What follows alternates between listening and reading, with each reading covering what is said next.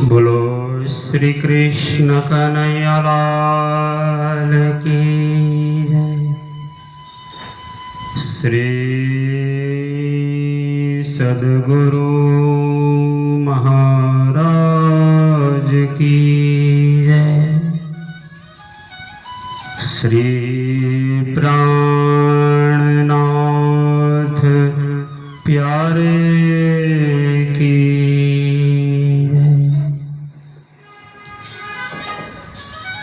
सच्चिदानंद रूपाय विश्वोत्पत्त्यादि Hathaway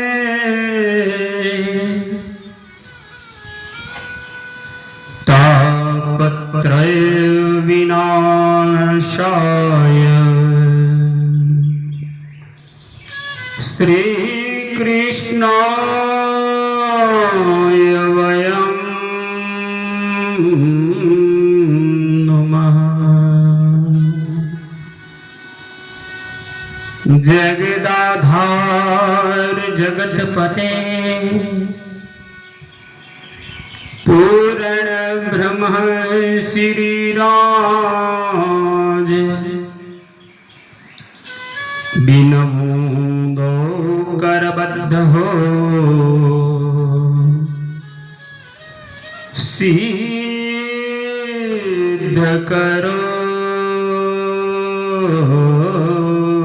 सबका। श्री भागवत भगवान की जय। आइए परमात्मा दिव्य नूरी चरणों में ध्यान करता कलिकल्मषित हृदय ने विशुद्ध करवा चालो अपने सारवी मनश्चर्यथी चालीशुं श्रीमद भागवत ज्ञान गंगा में निमज्जन करवा। परमहंसो कहे छे श्रीमद भागवत थी भाग्योदय थाय छे। श्रीमद भागवत वसुधा में मात्र मनुष्य तन द्वारा ज मेळववा माटे शक्यता छे। मनुष्य तन ने प्राप्त कर्या पछी ज्ञान दृष्टि थी गुरुजनों ना माध्यम थी समझ में आवे छे के आपने भवरोग लाग्यो छे। शरीर नो रोग लाग्यो होय तो ऑपरेशन थिएटर में शरीर में शस्त्रक्रिया करवी पड़े छे। शरीर ने योग्य नहीं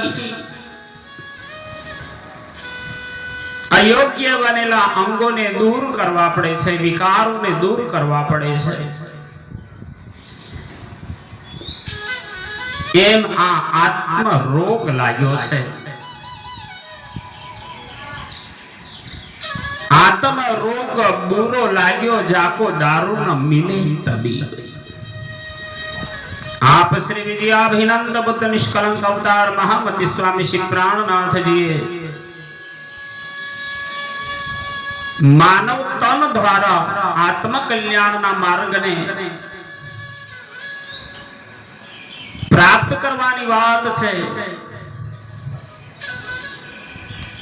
तो एम आत्म रोग में शास्त्र क्रिया करवी जरूरी छे।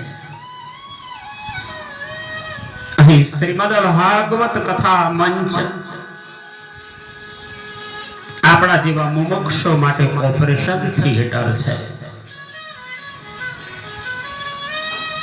ऑपरेशन करता पहला स्टरीलाइज એટલે કે જંતુ મુક્ત વાતાવરણ તન વસ્ત્ર અને મન ત્રણની શુદ્ધિ આવશ્યક છે। એમ આપણા જીવનમાં પરમાત્માનું ધ્યાન કરતા સ્ટરીલાઇઝ જંતુ મુક્ત કરવા માટે મંગલાચરણ કરવું પડે છે. દરેક કથા કાર્યના પ્રારંભમાં મંગલાચરણ છે કે જેના નામ માત્રથી અશુભ કર્મ દૂર રહે છે. એટલે જ પરમહંસો ગાતા કહે છે, વંદો સતગુરુ ચરણ કો કરું પ્રેમ પ્રણામ, અશુભ હરણ મંગલ કરણ ધની શ્રી દેવચંદ્રજી નામ. શ્રી પ્રાણનાથ નિજ મૂલપતિ શ્રી મહેરાજ સુનામ, तेज कुंवरे श्यामा युगल को पल पल करो प्रणाम. आइए मंगलाचरण करते हुए मंगल आचरण की ओर चले. एक नगर છે અને આ નગરમાં 18 વર્ણના લોકો રહે છે. આ નગરની અંદર એક કાજી પણ રહેતા હતા અને આ કાજીને એક દીકરી પણ છે. કાજી છે એટલે એમના સમાજ એમના ધર્મની અંદર ન્યાયનું કામ કરે, ન્યાયાલયની ખુરશી પર બેસવા વાળા છે. સુખ સંપત્તિ એમના જીવનમાં છે. આ કાજીનો પરિવાર ખૂબ સુખ શાંતિથી જીવન પસાર કરે છે. એમના ભાગ્ય પ્રમાણે એમની ત્યાં એક દીકરીનો જન્મ થયો છે.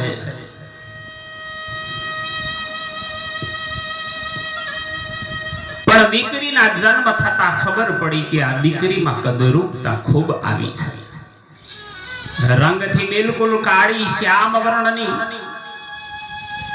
આંખોથી બાળી, દાંત એના ખૂબ મોટા મોટા નીકળેલા છે, હાથ પગથી લૂલા લંગડાપણા છે, અનેક અપંગતાઓ છે.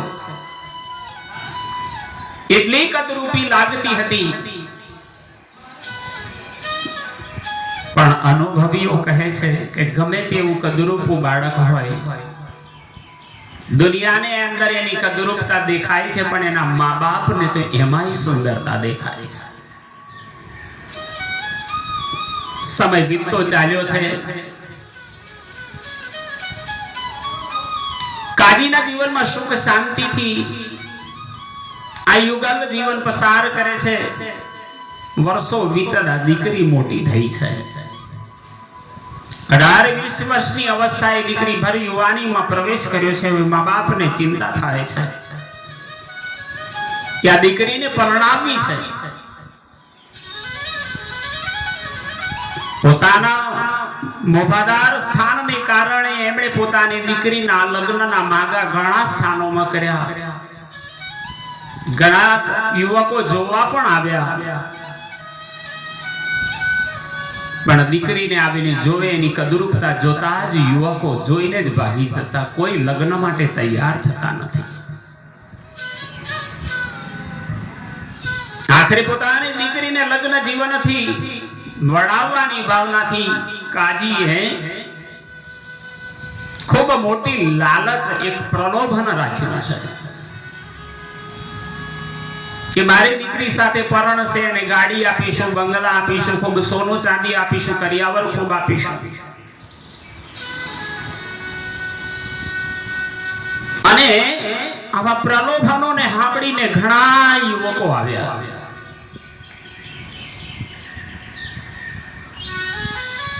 પરિણામ એ આવ્યું કે કાજીએ વરની શોધ શરૂ કરી છે. કુરૂપ કન્યા છે, જાહેરાત કરી, બધી મિલકત અર્પણ કરવાની લાલચ પણ આપી. કેટલાક યુવકો તૈયાર થયા. પણ દીકરીની કદરૂપતા જોઈ જોઈને ભાગી ગયા. 2-5 વર્ષ વીતી ગયા, દીકરીનું ક્યાંય વિશાળ નક્કી થતું નથી. કાજીને નિત્ય ચિંતા સતાવે છે. એક દિવસ કાજીના એક મિત્ર મળ્યા અને આ મિત્રએ કાજીની આગળ પ્રસ્તાવ મૂક્યો કે જો તમે કહેતા હોય તો એક યુવક છે મારી પાસે અને એ તમારી દીકરી સાથે જરૂર લગ્ન સંબંધ બાંધશે. પણ કાજીના મિત્રએ કહ્યું કે આ યુવક તમારી દીકરી સાથે લગ્ન કરવા માટે તૈયાર થયો છે પણ એ અંધ છે. મિત્ર કહે છે આંખોથી આંધળો છે એટલે તમારી દીકરીની કદરૂપતા એને દેખાશે નહીં. કદરૂપતા દેખાશે નહીં એટલે તમારી દીકરી સાથે લગ્ન કરશે અને એનું લગ્ન જીવન સફળ થશે. આખરે દીકરીનું ક્યાંય નક્કી ન માગું નક્કી ન થતા કાજીએ મિત્રની વાતને માન આપી આ અંધ યુવક સાથે પોતાની દીકરીને પરણાવવાનું કાજીએ મન મનાવ્યું. થોડા જ સમયમાં લગ્ન થયા. આ અંધ યુવક હતો એને ઘર જમાઈ તરીકે રાખ્યો. કાજી હવે મનમાં પ્રસન્ન છે, ખુશ છે પોતાની દીકરીના લગ્ન જીવનને જોઈ. 3 વર્ષ વીત્યા. કદરૂપી સ્ત્રી અને અંધ પતિ. ઘટના એક ઘટે છે કે આ નગરની અંદર એક હાકીમ આવ્યા છે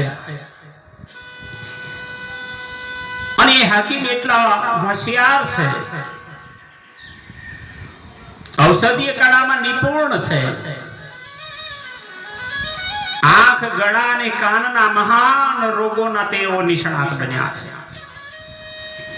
એમણે નગરમાં આવતા જ જાહેરાત કરી કે આંખોની દ્રષ્ટિને લગતા કઈ પણ રોગ હોય એની હું નિપુણતા ધરાવું છું, હું સંપૂર્ણ જ્ઞાન જાણું છું અને દેખતા કરવાની સક્ષમતા છે.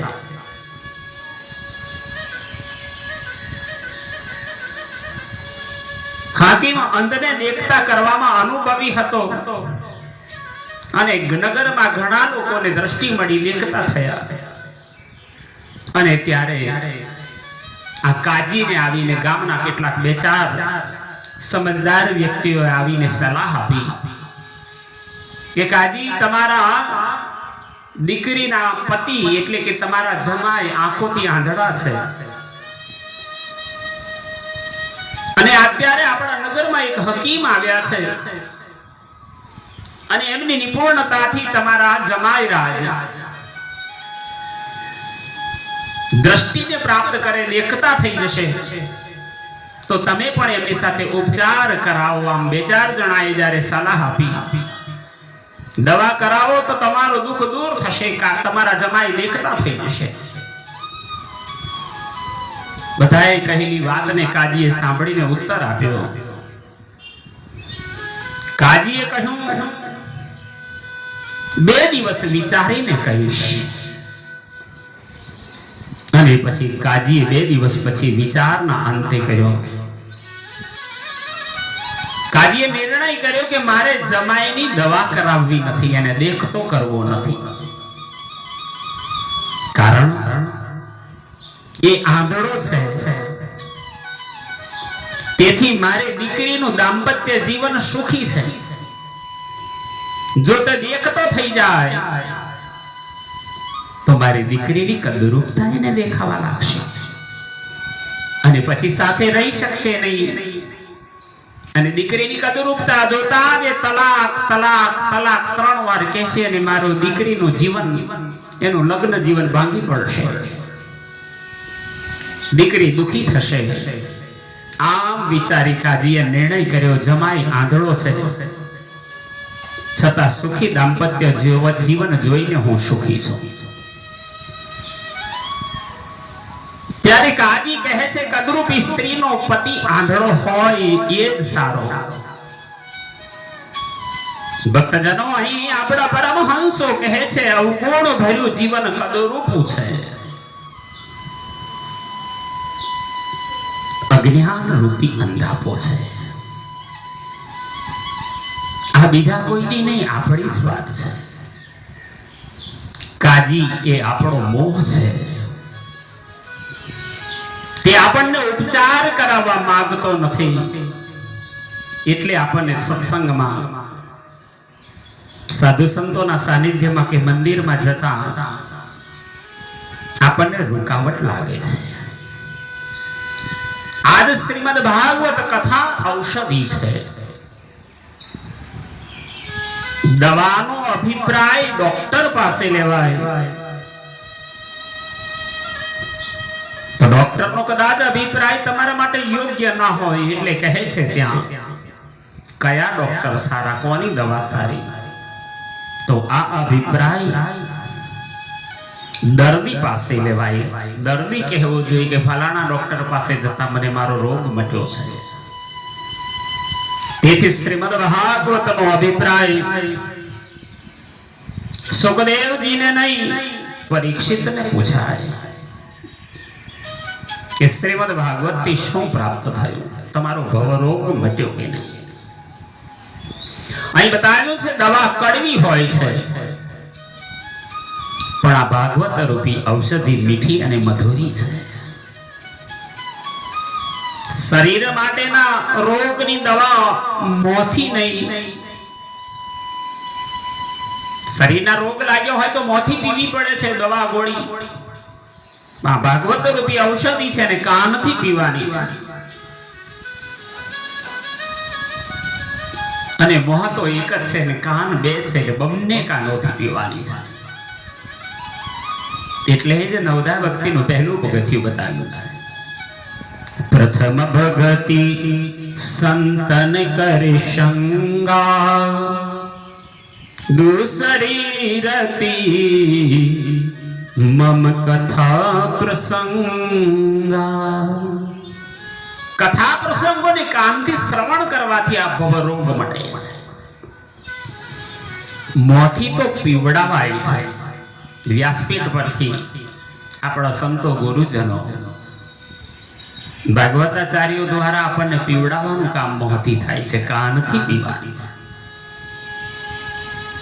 ત્યાં નિયમો બતાવ્યા છે કે દવા દેનારા વૈદ લાલચુ ના હોવા જોઈએ. જો વૈદ જ લાલચુ હોય તો પરિણામ ઈ આવે કે દર્દ પણ ન જાય ને દર્દી ના જાય, બેવ જણનું હાલ્યા કર્યા. એટલે શ્રી સુખદેવજી જેવા નિષ્પૃહી પરમહંસ યોગ્ય વૈદરાજ આપણને મળે અને એમના દ્વારા ઉપચાર થાય. સુજ્ઞજનો સમજદારીની એ વાત છે. આજ સમસ્ત વિશ્વમાં નગરે નગરે જને જને કથાઓ ખૂબ વિશાળ પ્રમાણમાં ચાલે છે. અને તોય આ ભવ રોગ જતો નથી. રોગ ના જાય તો દોષ કોનો? ત્યારે અનુભવીઓ કહે છે દવા પીએ જ નહીં તો રોગ ના જાય. આમાં દવાનો દોષ કે ડોક્ટરનો દોષ ક્યાં છે? એ તો આપવાનું કામ કરે.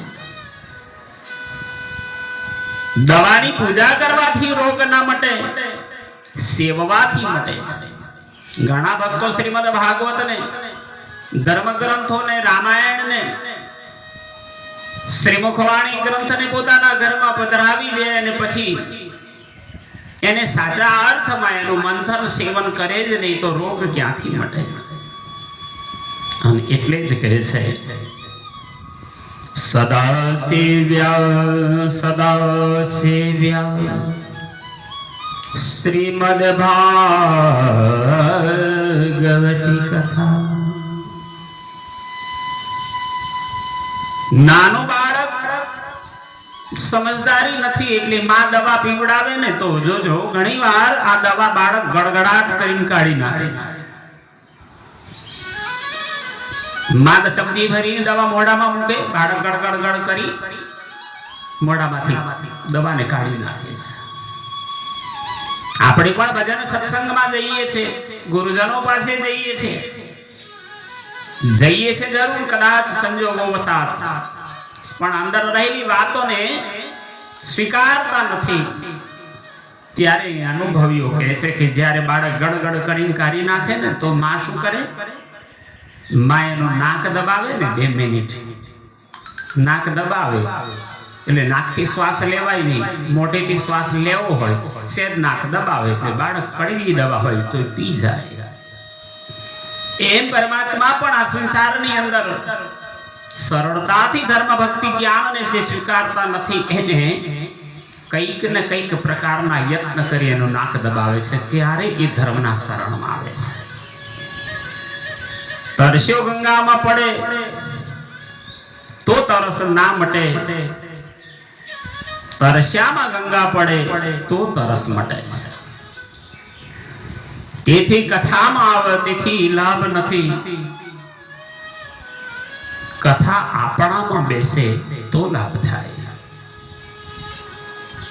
નિશ્ચિત સમયે નિશ્ચિત માત્રામાં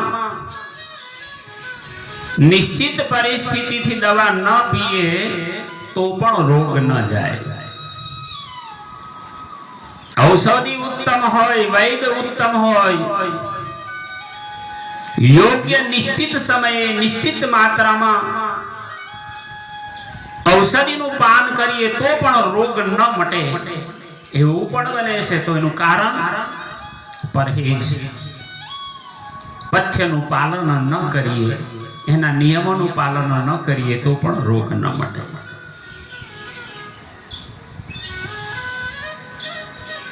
હરિનામ રસાયણ સેવે પણ જો પથ્ય પડાય નહીં. પરમાત્માના નામની કથા ચરિત્ર લીલાઓને આપણે સેવન કરીએ પણ નિયમોમાં પથ્ય ન પાડીએ, પરહેજ ન કરીએ. અહીં તો કે છે રોગ મટી જાય તોય ઔષધિ બંધ નથી કરવાની. કથા રોગોનું ઔષધ અને નિરોગીઓનું રસાયણ છે. શ્રીમદ ભાગવત રૂપી ઔષધિ ભવરોગ મટાડે છે, પણ જ્યાં સુધી ભવરોગ લાગ્યો છે ત્યાં સુધી એ ઔષધના રૂપમાં છે. અને ભવરોગ મટી જાય છે પછી એ જ ઔષધિ હવે રસાયણ તમને શક્તિ પ્રદાન કરે છે, બુદ્ધિ પ્રદાન કરે છે, ભક્તિ પ્રદાન કરે છે. સાધુ સંતોને વિરક્તો માટે કથા રસાયણ છે, ભવરોગીને માટે એ ઔષધિ છે. અને એટલે જ પરમહંસો નિત્ય કહે છે સદા સેવ્યા શ્રીમદ ભાગવત કથા. પદ્મ પુરાણ અને સ્કંદ પુરાણ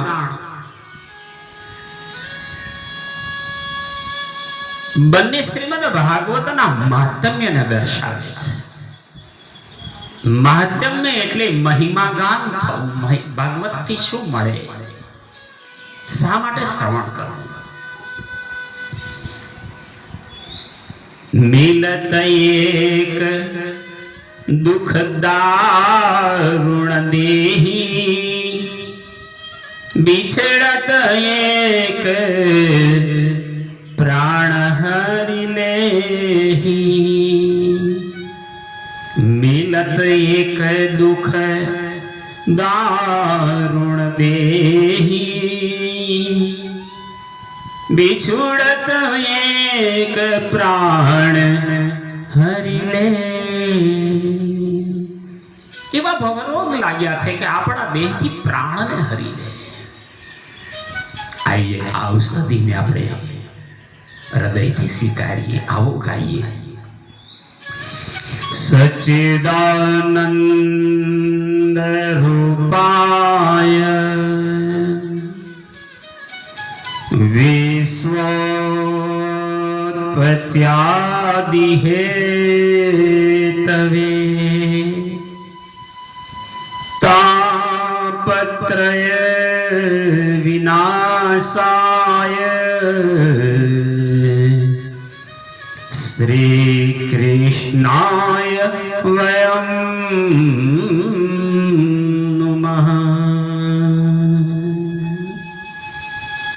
શ્રીમદ ભાગવતના માધ્યમના પ્રથમ પ્રસંગ,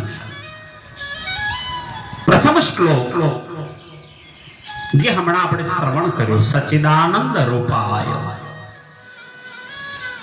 વિશ્વોત્પત્તિ આદિ હેતવે. પરમાત્મા કેવા છે? સચ્ચિદાનંદ સ્વરૂપ છે. શું કાર્ય કરે છે? વિશ્વની ઉત્પત્તિને લઈનું કાર્ય કરે છે. એમનું સામર્થ્ય શું છે? તાપત્રય વિનાશાય. એમના સ્વરૂપની ઓળખાણ કરાવી. કોણ છે? શ્રી કૃષ્ણાય વયમ નુમઃ. 32 અક્ષરનો આ શ્લોક છે. અનુષ્ટુપ છંદમાં ગવાયો છે. એટલે 32 અક્ષર એટલે ભગવાન નારાયણના 32 લક્ષણોનું વર્ણન બતાવ્યું છે. સુમન અને નમન પ્રભુનું અતિ પ્રિય છે. સુમન એટલે પુષ્પ, સુંદર મલ. બોલતા આવડે તેથી સાંભળતા શીખવું ખૂબ જરૂરી છે. જ્યાં શ્રીમદ ભાગવત છે ત્યાં વક્તા અને શ્રોતાનો નાતો છે. પણ વ્યાસજી કહે છે વક્તા કરતા શ્રોતા મોટા છે. કારણ કે વક્તા ચોકી પર બેસે છે તો ચોકી પર બેઠેલા ચોકીદાર, અને શ્રોતાઓ જમીન પર બેસે છે તો જમીન પર બેઠેલા એટલા બધા જમીનદાર. અહીં શ્રોતાઓના પદને ખૂબ મહાન માનવામાં આવે છે. ભગવાનને શું ગમે છે? શું આપો? ભગવાન પાસે ન હોય તે આપજો. લક્ષ્મી તો સાથે જ છે. ભગવાન પાસે મન નથી, ચોરાઈ ગયું છે. ભગવાનને નમન ગમે છે. સંસારમાં મન ન રહે એનું નામ તે નમન. સંસારથી મન દૂર થઈ જાય, પરમાત્માના ચરણોમાં લાગે, એનું નામ નમન. મન આપનાર અને લેનાર બંને માલામાલ છે. ભગવાન કૃષ્ણએ માખણની ચોરી નથી કરી. માખણ રૂપી મનને પ્રભુ યાદ કરે છે અને માગે છે. ગોપીઓ આપવા નથી તૈયાર, ભગવાન માગે છે ને એટલે જ પદોમાં ગાય.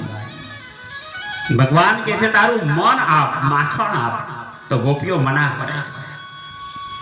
નહીં આપો હો નંદના લાલ રે, મહેડાય મારા રે, વડગોમાં વિઠ્ઠલ રાય, અમે નહીં તમારા રે. હે નહીં આપો. ભગવાન માગે છે માખણ, મનની ચોરી કરે છે. સામાન્ય રીતે આપણે કહીએ છીએ બધું ભગવાન તારું છે, પણ ગોપી કહે છે આ તારું નથી, મારું છે. કારણ કે ગોપીઓ પ્રેમની મહાન ગુરુ છે. નવદાસે ન્યારો કહ્યો, 14 ભુવન में नाही, सो प्रेम कहां से पाइए, जो बसत गोपिका माए. ભક્ત ભગવાનની પાછળ દોડે, પણ અહીં તો ભગવાન જ ભક્તની પાછળ દોડે છે.